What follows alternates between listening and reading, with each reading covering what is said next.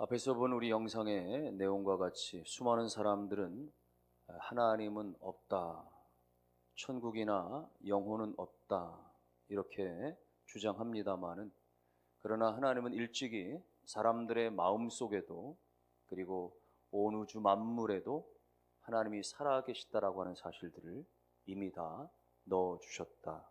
성경은 그렇게 말씀합니다. 여러분, 사람 마음 가운데 하나님을 알만한 것들을 넣어주셨기 때문에 인생을 살아가다가 어느 날 갑자기, 하나님을 전혀 모르는 사람도 어느 날 갑자기 위급한 일을 당하면 아이쿠 하나님 본능적으로 찾는 것이죠. 천둥번개 칠 때 자기도 모르게 몸을 감추고, 혹은 죄를 짓고 나서 불안감에 잠을 못 이루고, 이런 것들은 우리 가운데 본능 안에 하나님을 알기 때문에 그렇게 나타나는 것들이죠. 자연현상은 어떻습니까? 연어나 민물장어, 황금물대새, 이런 것들은요, 수천 킬로미터에 걸친, 한 번도 가보지 않았던 그 어미의 고향을 향해서 말이죠, 회귀 본능을 가지고 그대로 수천 킬로미터를 헤엄쳐가고 하늘을 비행해 날아가는 그 능력은 어디서 비롯되며, 나야가라 폭포와 같이 전 세계 그야말로 광대한 장엄한 황홀한 그 대자연의 모습 속에서 우리는 밤하늘에 무수한 영롱한 별들을 바라보면서 하나님의 창조의 솜씨, 인간 안에, 사람 몸 안에 너무나 말로 표현할 수 없는, 과학의 이치로 설명할 수 없는 신비함의 요소들을 보면서 우리는 하나님의 존재를 인정하지 않을 수 없게 되는 겁니다. 그런데도 불구하고 사람들 가운데 하나님을 거부하니까 저들의 마음이 어두워질 수밖에 없는 거예요.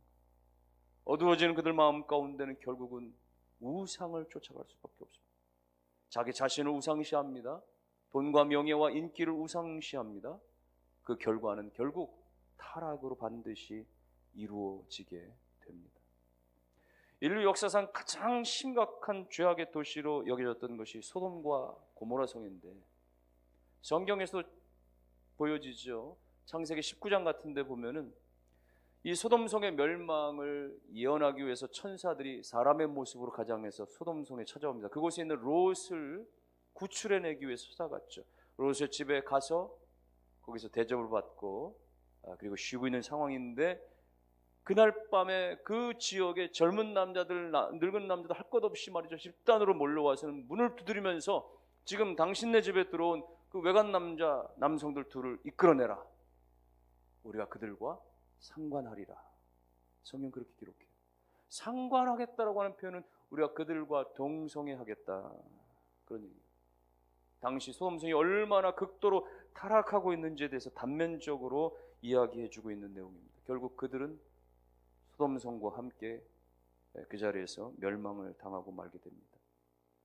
여러분, 성경은요 분명하게 동성연애에 대해서는 철저하게 죄로 규정합니다. 레위기 20장 13절 말씀에 누구든지 여인과 동침하든 남자와 동침하면 둘 다 가증한 일을 행함인즉 반드시 죽일지니 그 피가 자기에게 돌아가리라. 성경은 동성연애에 대해서 죄악이고 반드시 심판받는다. 그러니까 이 동성에 관련된 이야기는요, 남자 동성애 게이나 여자 동성애 이 레즈비언 이런 것들은 오늘날 현대 이야기들이 아니에요. 고대 구약 시대 때도 너무나 많았고, 이 신약 로마 시대 때는 너무나 창궐했던 이야기들입니다. 그래서 오늘 바울도 이 로마서를 기록하면서 이 부분을 지적하고 있는 거예요. 24절 하반절에 그들의 몸을 서로 욕되게 했다. 26절 하반절에 곧 그들의 여자들도 순리대로 쓸 것을 바꾸어 영리로 썼다.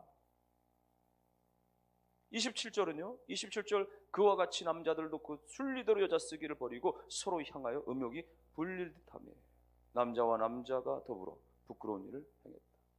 순리는, 하나님의 섭리는 남자와 여성이 사랑하게 했는데, 그런데 그것을 영리로 거꾸로 바꿔서 말이죠, 여자가 여자를, 남자가 남자를, 동성애가 말이죠 얼마나 많았던지. 당시 로마 사회에서는 귀족들로부터 천민, 노예들에게까지 너무나 창궐했던 거예요. 유행병처럼 확산되어졌던 거예요. 그래서 로마의 황제들, 초기 황제들 가운데 15명의 황제들 가운데 14명이 동성연애자였고, 어떤 부인은 5년 동안에 8명의 남편이 바뀌었다라고 하는 기록도 있고, 클라디우스 황제의 아내는 말이죠, 밤마다 쾌락을 즐기기 위해서 착려굴에 가서 일부러 일했다라고 하는 기록도 남겨져 있는 거예요.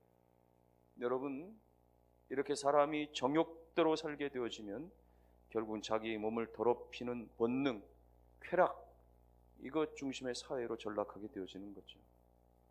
오늘날 우리가 살아가는 시대는 성적으로 너무나 극심하게 타락한 시대를 살고 있습니다. 보십시오. 모든 광고들이나 CF를 보세요. 모든 물건을 말이죠, 선전하고 광고하는 것들이 말이죠, 이게 다 성과 관련된 초점을 맞춰서 진행이 되어져요. 성이 상품화되어진 거예요. 자동차를 CF 광고하면서 말이죠, 가전제품이나 뭐 생활용품을 이야기하면서 말이죠, 이게 물건 파는 건지 아니면 꽃미남, 꽃미녀들을 파는 광고인지 알 수 없을 지경인 거예요.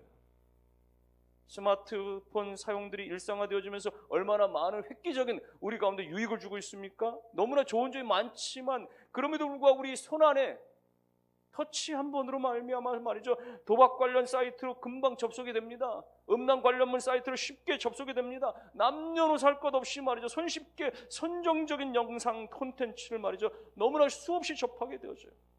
여러분, 이런 성적 타락을 부추기는 산업들이 만연하니까 사람들 거기에 빠져들게 되어지니까 성경적인 기준이 무너지기 시작하는 거예요. 성경적인 어떤 남녀와의 관계가 다 깨져버리고 마는 거예요. 하나님은 남자를 남자로, 여자를 여자로 만드시고 그렇게 남자답게 여자답게 살게 하셨는데, 그것이 진정한 남녀의 평등이 되어지는 것인데, 사람들은 하나님의 뜻을 무시하고 남녀의 역할을 바꿔버리고 섞어버립니다. 그래서 소위 유니섹스라고 하는 말이죠, 남성화된 여성, 여성화된 남성들이 늘어가고 있는 거예요. 동성애자들 우리 주변 사회에 얼마나 급속도로 번져가고 있는지 모릅니다. 이미 미국이나 유럽 사회에서는 오래전부터 동성연애를 합법화했죠. 동성애자들 중심으로 정치적인 세력들도 집단화합니다. 그래서 동성연애자들끼리 말이죠, 심지어 교회도 만듭니다. 안수를 줘서 목사도 세웁니다. 그것이 평등이라고 얘기하고 자유라고 얘기하고 그것이 민주적인 인권 사회라고 이야기를 합니다. 백의 민족이며 동방예의주의라고 말하는 우리나라는 크게 다릅니까? 우리도 여전히 안방 TV 드라마에 버젓이 동성연애 장면이 등장합니다. 전국 17개 도시 가운데 6개 지역에서 학생 인권 조례가 시행되고 있는 것 아시죠? 학생 인권 조례는 무엇입니까? 말 그대로 교권은 무너질지라도 학생 인권을 중요시하는 제도인데, 여러분, 예전에는 선생님들이 학생들 말이죠, 가방이나 소지품도 검사해서 위험물, 불순물 이런 것들 가려내고 단속하는 일들이 많았어요. 지금은 못합니다.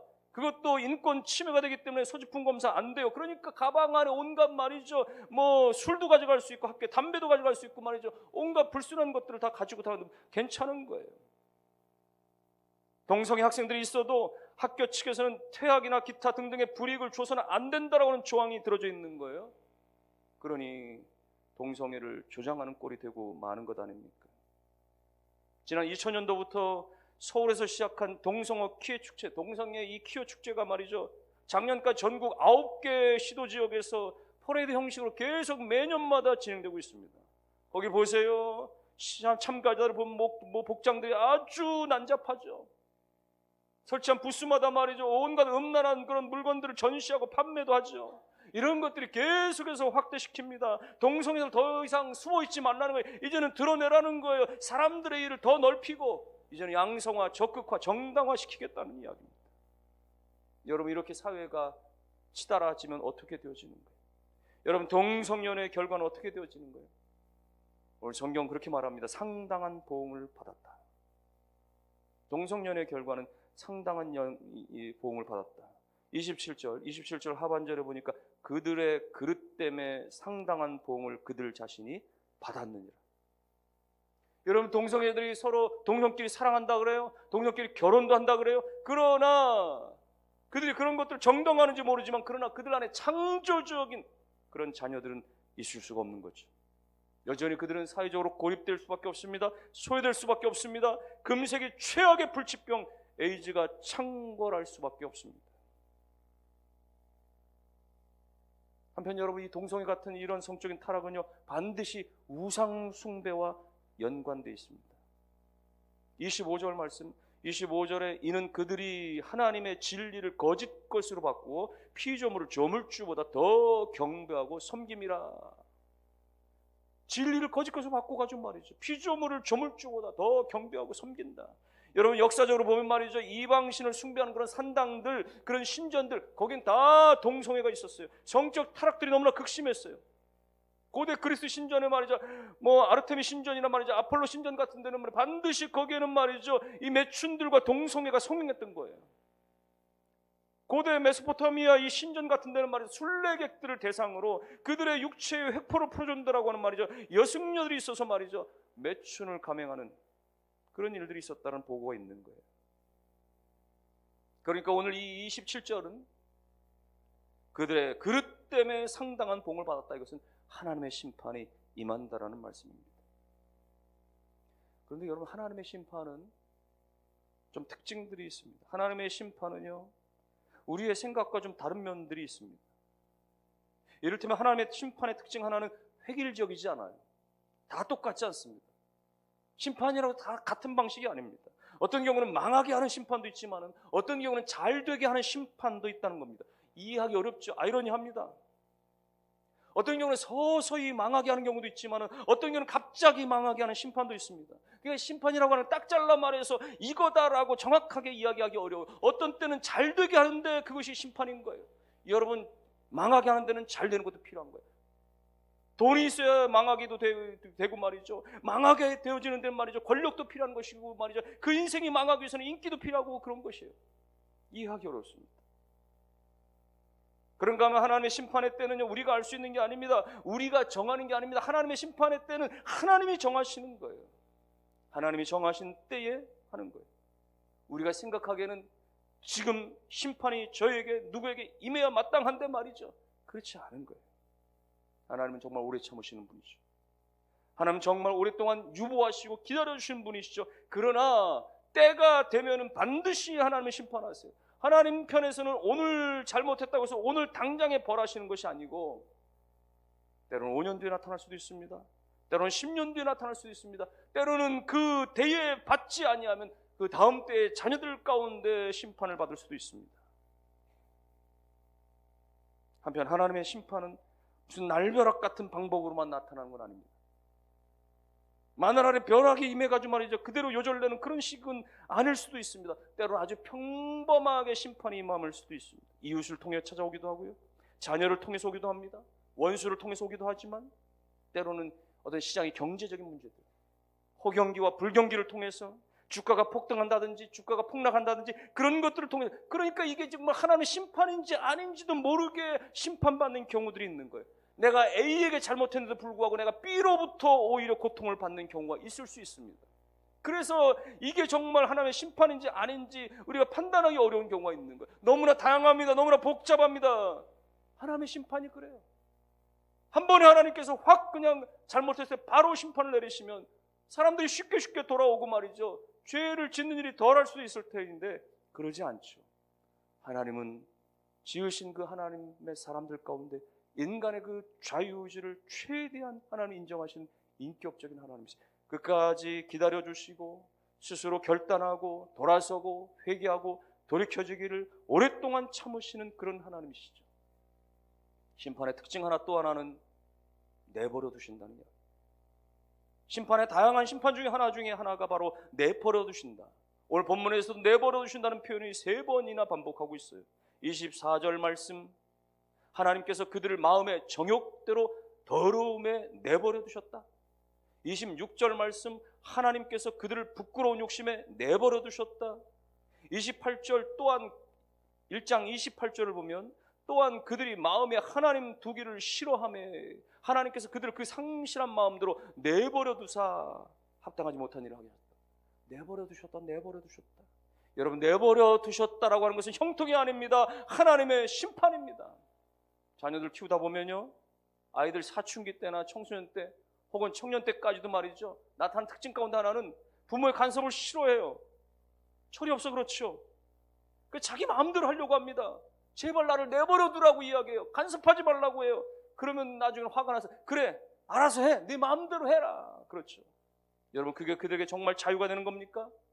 그들은 정말 해방된 겁니까? 그렇지 않죠. 예수님께서 가룟 유다에게 여러 차례 간섭하셨습니다. 여러 차례 말씀하셨습니다. 그런데도 불구하고 가룟 유다가 끝까지 제기를 고집하자 예수님께서는 내가 가고자 하는 대로 가라 말씀하셨어요. 그게 가룟 유다에게 자유가 되었습니까? 해방이 되었습니까?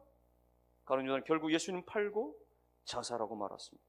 내버려 두신다라고 하는 것은 자유가 아닌 거예요. 심판인 것입니다.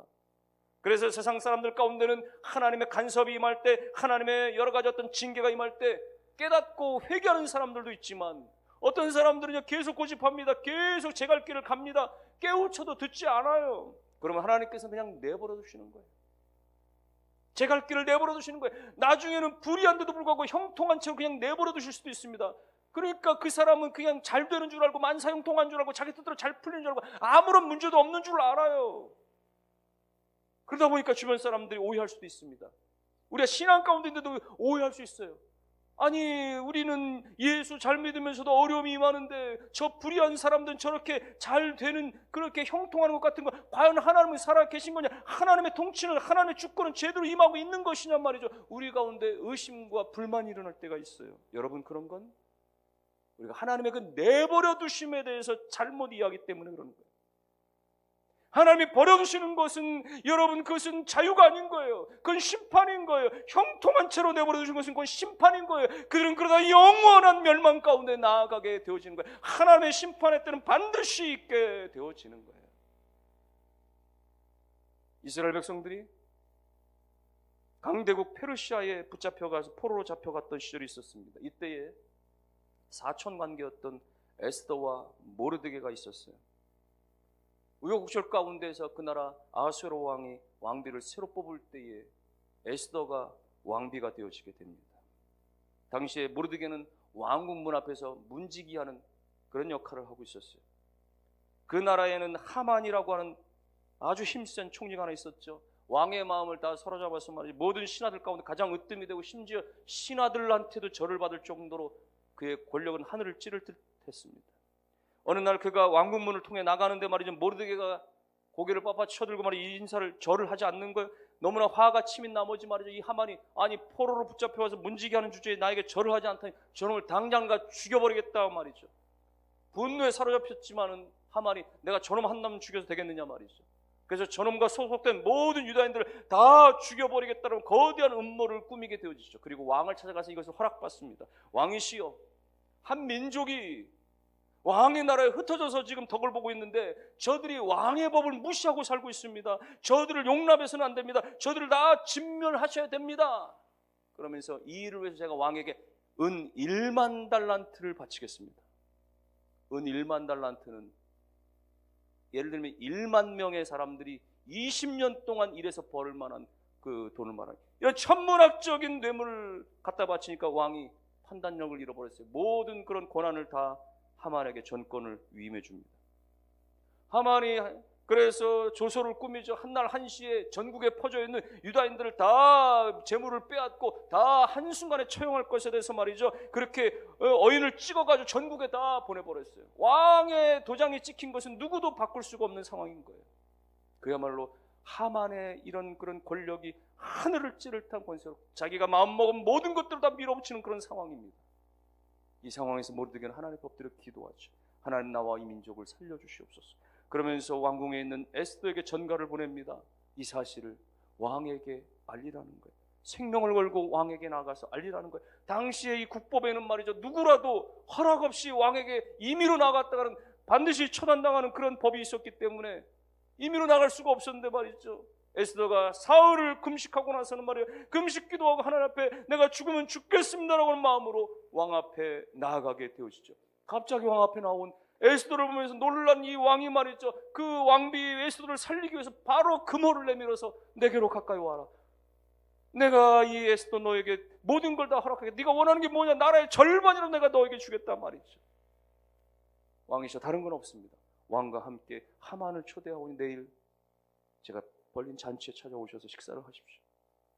다음날 하만을 데리고 왕비가 에스더가 차려놓은 그 잔치에 찾아가서 과연 이 에스더 왕비가 말이죠, 뭘 원해서 자기의 생명을 걸고 나를 만나려고 하는가 말이죠. 찾아갔습니다.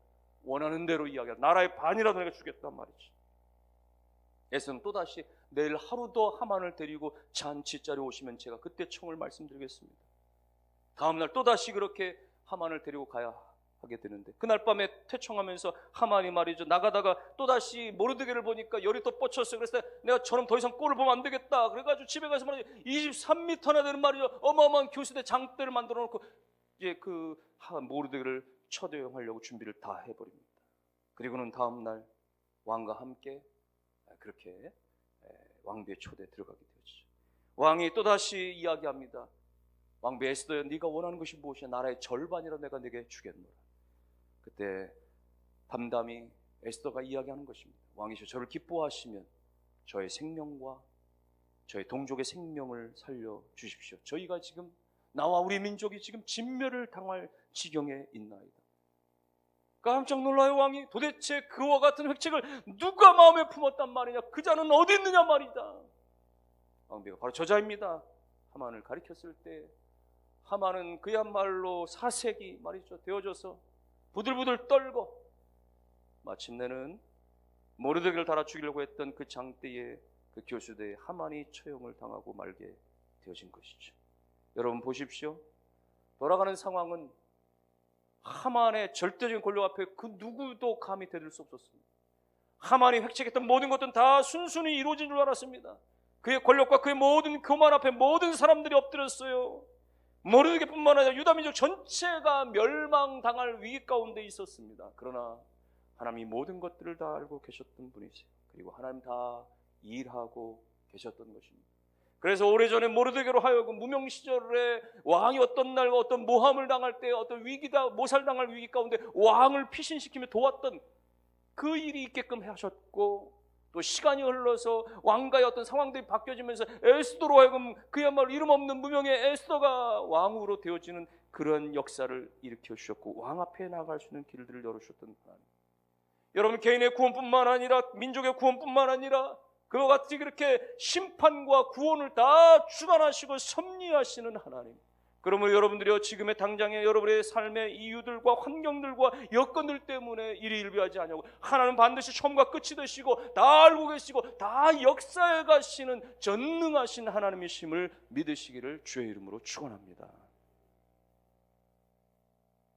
사람들은 하나님을 마음에 두기를 싫어합니다. 세상의 수많은 사람들은 하나님을 인정하기를 싫어합니다. 그 결과는 우상을 쫓아가고 타락 가운데 치닫게 되어집니다. 그리고 우리가 읽지 않은 28절 이하에 쭉 나오는 수많은 그런 죄악들을 가지고 살게 되어지죠. 불의함이나 추악함이나 탐욕이나 시기나 살인이나 분쟁이나 교만이나 거역이나 이런 등등의 모든 것들을 하나님 없는 인생들 가운데 다 가지고 살게 되어집니다. 그런데도 불구하고 어떻게 보면 그들 가운데 아무런 일도 안 일어나는 것 같아요. 죄악 가운데 사는데도 불구하고 저들 가운데 징벌이 없는 것 같아 보여요. 그들 가운데 나름대로 형통함도 있는 것 같아 보여요. 그러나 여러분, 저들 가운데 하나님이 내버려둔 것이 하나님의 심판의 서곡이라는 것을 기억하실 수 있어야 됩니다. 하나님은 결코 멈추지 않으십니다. 하나님의 심판에 수레바퀴는 결단코 멈춰지는 일들이 없는 것이에요. 죄 가운데 살아가는 사람들, 스스로 그들의 본능 안에 떳떳지 못함들이 있습니다. 또한 사람들로부터 유무용의 조롱거리를 받을 수도 있습니다. 마침내는 하나님의 역사의 심판 가운데 서게 되어지게 되는 것입니다. 그러므로 우리는 심판의 하나님을 깨닫고 우리 또한 하나님 앞에 회개해야 될 부분들을 하나님 앞에 가지고 나갈 수 있어야 됩니다. 우리가 하나님의 뜻대로 살지 못하는 모습, 성경적으로 살지 못하는 모습, 하나님의 성령이 거하는 전이 되는 내 몸을 더럽히는 행동들, 주님이 주인 되시는 주의를, 주님의 것이 되어지는 11조를 내 마음대로 내 욕심대로 사용하는 것들을 이제는 끊어버리고 중단하고 어서속히 하나님 앞에 돌아설 수 있어야 됩니다. 깨닫고 회개하고 돌이키는 것이 지혜로운 삶이고, 하나님 앞에 더 큰 징계가 임하기 전에 하나님 앞에 바로 서는 것이 우리 인생이 하나님 앞에 아름답게 영광스럽게 살아가는 줄로 믿으시기를 주의 이름으로 축원합니다. 더불어 여러분들이요, 여러분 안에 때로는 정말로 하나님이 믿어지기가 어려운, 왜 하나님 침묵하십니까? 왜 하나님 말씀하지 않으십니까? 왜 하나님 응답하지 않으십니까? 하나님의 주권이라면 이럴 수가 있습니까? 라고 하는 원망과 불평의 마음이 들 때에도 하나님은 살아계시며 하나님 모든 것을 다 알고 계시며 하나님은 처음부터 일하고 계시는 하나님이심을 성경 가운데 그렇게 역사하셨고 지금도 이 역사 가운데 인류 가운데 나타나시는 그 하나님을 온전히 깨닫고 믿고 의지하셔서 하나님의 주권을 찬양하며 섭리를 인정하며 고백하며 살아가는 우리 모두가 다 되실 수 있기를 주님의 이름으로 축원합니다.